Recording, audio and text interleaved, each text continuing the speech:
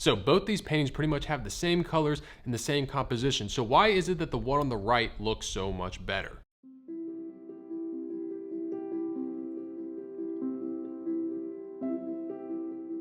All right, welcome to Paint Coach. My name is Chris Fornatero, and I'm here to help simplify oil painting so that you can get better faster. So I recently came across this painting I did a little over a year ago. And I did what I normally do when I come across an old painting is I start to dissect it and figure out what I did wrong and how I would paint it better if I painted it now. And I thought, oh man, that actually make a good video to explain like what I would do differently. And so I looked to see if I still had the picture on my phone, because I'm pretty sure I painted this on site in plein air. And I actually did have a picture on my phone. I always think it's pretty cool to look at your old paintings because they're a documentation of where you were in understanding the language of oil painting. All right, now before I dive into this, I want to talk a little bit about good paintings and bad paintings, because a lot of times I make these videos and people are like, oh, I like the other painting, or there is no good or bad painting. And I feel that's a very dangerous mindset to have. I don't believe in comparing one painter's paintings to another painter's paintings. There's no advantage to doing that. But I think it is important for you to compare your own paintings based on your own metric of what you deem successful or not. A lot of people out there like to say, oh, is there such a thing as a bad painting?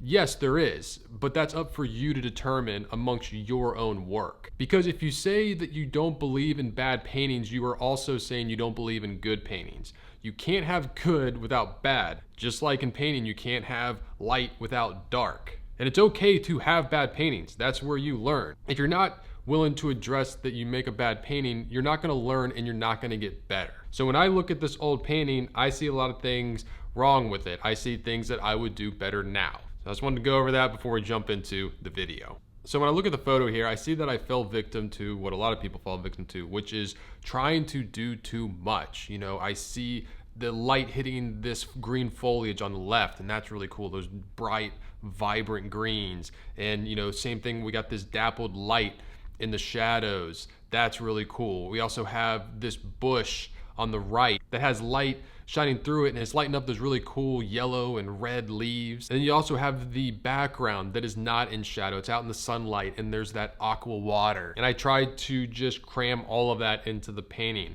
and not distinguish one as the main priority. I didn't fully understand what makes a good painting, which are the big shapes of light and dark. So I need to choose one element to be the main focus of the painting and make sure all the other elements help support that. And for this one, I think it's this effect of the background being lit up with this bright, yellow grass and the aqua water. It's this hole of light at the end of this dark shadowed area in the foreground.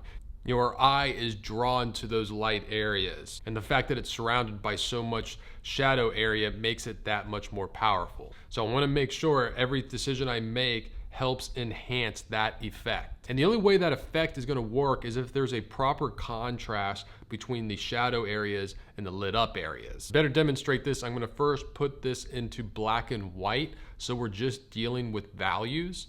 And then I'm going to put a filter on it to make it just two values. This is how I like to think of the painting at first, just two values, light and dark. It's almost like an abstract painting, and I want to create an interesting design with these abstract light and dark shapes. So I like the way that this dappled light arcs and leads us back to our main focal point of this lit up background with the aqua water and everything. But this light area in the green foliage on the left is distracting. It's taking away from the main light focal point area that I want the eye to be drawn to. So I think it'll be better to simplify it and just make that all in shadow. I can't tell you how often the answer with landscapes is just simplifying. You're going to see a lot of detail. You're going to see a lot of areas getting, hit with light. That doesn't mean that you have to paint it all like that.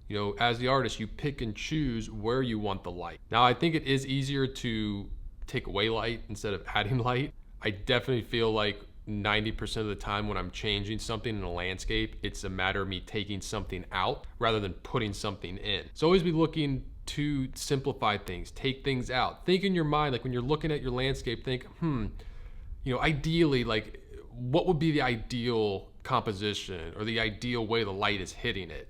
And that's kind of hard to do because a lot of times we're so dictated by what we see in front of us and we just want to capture exactly what we see. But I think there is something to altering the scene to better portray your feeling of that scene. Like if you're in the woods and there's like a big beam of light coming down from the woods and it's hitting this tree trunk and there's always great colors, you're like, wow, that's really awesome. There might be other beams of light happening in the woods, but you're kind of just focused on that one. You don't really realize it, but that's the one that's getting your attention. So when you paint it, you might want to leave out some of those other light beams in the woods to make that one seem more powerful and have more of effect the way it actually is on you when you're seeing it in person.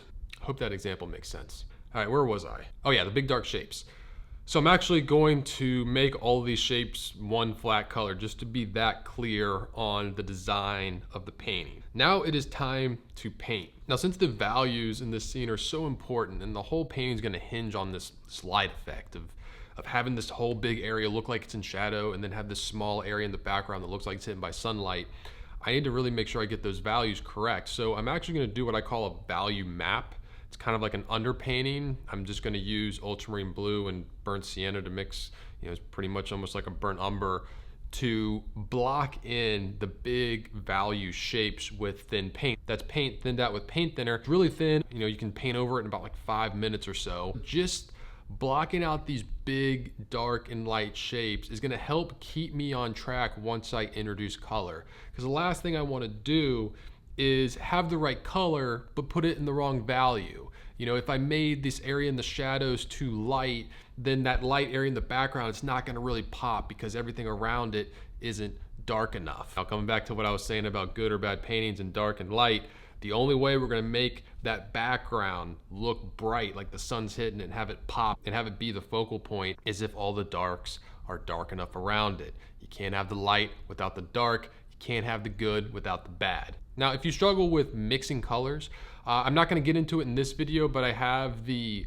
color mixing video from my Foundations of Oil Painting course available for free. You can learn and see how I mix up any color using the primaries and white. There's a link to where you can get that in the description below. Now, when I put in colors in the background, you can see I'm using them to break up the edge of these bushes. Now you can see once I have paint covering the entire canvas, the effect is already working here. I haven't gone and put any detail. This is just flat color, but the effect is working. The parts that are supposed to look like they're in shadow look like they're in shadow. The part in the background that's supposed to look like it's in the sunlight looks like it's in the sunlight. I've established the big value shapes. Now the trick is to go in and put detail and subtle shifts in value within these big shapes without completely losing this structure.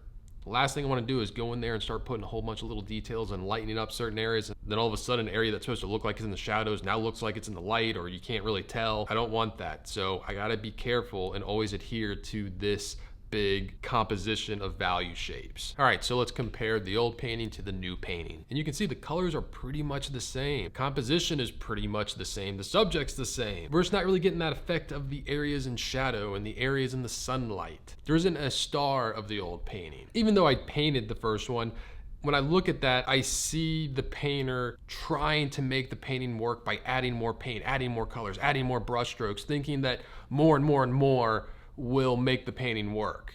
But really it's a matter of less. There's definitely a case of less is more. So next time you do a landscape, try and think about it in this way. Try and simplify it. Break it down into the big shapes. Make sure you got a good composition of dark and light shapes. Establish those. Establish your star of the painting and try and hold on to that as you develop the painting. It will make your paintings more interesting. It'll give your paintings more of a solid idea. It'll be clear what you were trying to do, whether that's tell a story or highlight an effect or create an atmosphere. It's all up to you. And the things that I teach here on this channel, I'm just trying to give you all the tools that I know so that you can make your own decisions. All right, that's it for this video. Hope you liked it. If you did, please hit that like button, subscribe to the channel. If you want to see what I'm painting on a daily basis, you can follow me on Instagram at Forza43. I'm Chris Fornatero, here telling you to go get painting.